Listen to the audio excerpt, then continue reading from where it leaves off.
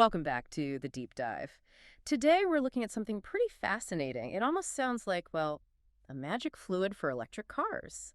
Something that might really change how we think about EV charging. That's right. Because, EVs have come so far, but there's still this nagging concern for a lot of people, charging speed.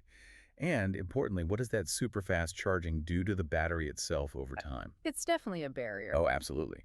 Psychologically and practically, it holds people back. And what makes this particular story interesting, I think, is where this innovation is coming from. It's Shell, the huge oil and gas company. They're getting serious about EV battery tech with this EV plus thermal fluid. Which says a lot about where even the big energy players see things heading, doesn't it? A real pivot. Definitely. Yeah. So let's get to the core promise. What is Shell actually claiming this fluid can do? Well, the headline number is pretty attention-grabbing. They're saying it enables an EV battery to charge from 10% to 80% in just 10 minutes. 10 minutes. Wow. Yeah, That would be huge for everyday usability. it really would. But the how is where it gets interesting. It all comes down to heat. Right. Fast charging creates a ton of heat. Exactly. And that heat is bad news for batteries. It speeds up degradation, shortens the lifespan, and in really rare cases, you could have safety issues like thermal runaway. That's the scary fire risk scenario. Correct. Where one cell overheating triggers the next. Now, typical cooling systems, they often cool indirectly, maybe through plates or channels nearby. It's not always even, especially under stress. Okay. So how does Shell's fluid, this EV plus stuff, tackle that differently? I heard it involves immersion cooling. That's the key. Picture the battery cells literally sitting in this fluid. It's specially designed to be electrically non-conductive, so no short circuits. Okay. And because it's a liquid, it fills every single tiny gap between the cells, direct contact everywhere.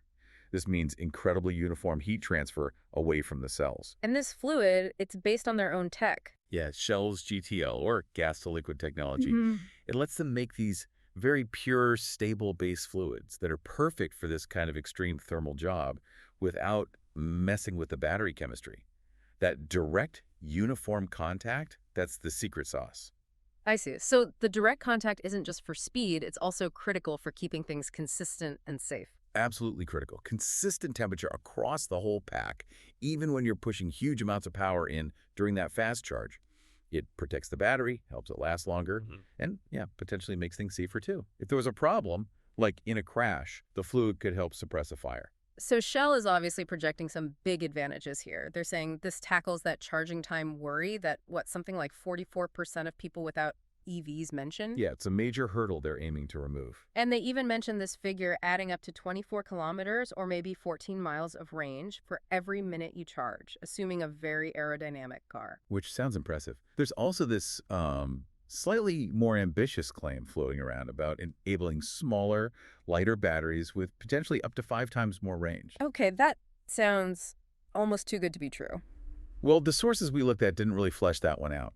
It feels more like a perhaps future possibility tied to this tech, rather than something they can deliver right now. It's definitely a number that needs more explanation. Fair enough. So looking at the bigger picture, the EV market's booming, right? Like 15% globally this year, maybe 20% next year. It's growing incredibly fast. Yeah. Which does make you ask, though, do we really need this 10-minute charge?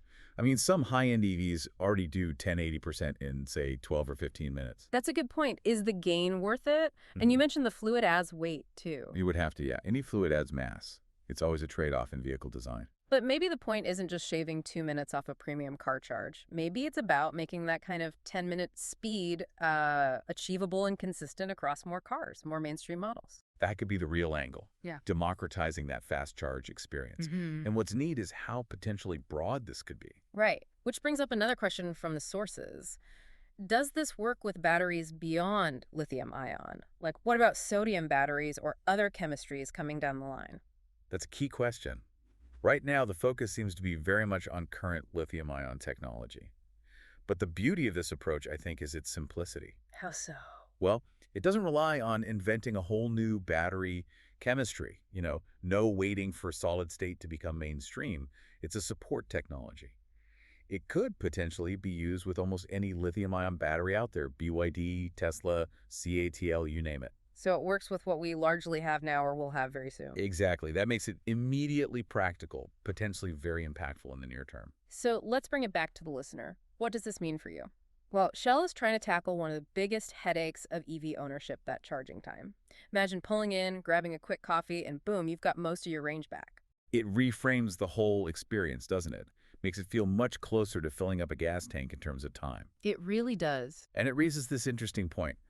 Maybe the next big leaps in the day-to-day EV experience won't just come from brand new battery types, Hmm. but from clever supporting tech like this fluid things that optimize what we already have. That's a great thought to end on. It's not always about reinventing the wheel. Sometimes it's about making the wheel spin much, much faster and safer. Precisely. Absolutely. So if you found this dive into Shell's EV plus fluid interesting and you want to keep up with how these kinds of innovations are shaping our future, definitely make sure you follow this channel. We'll keep bringing you deep dives into the tech that matters.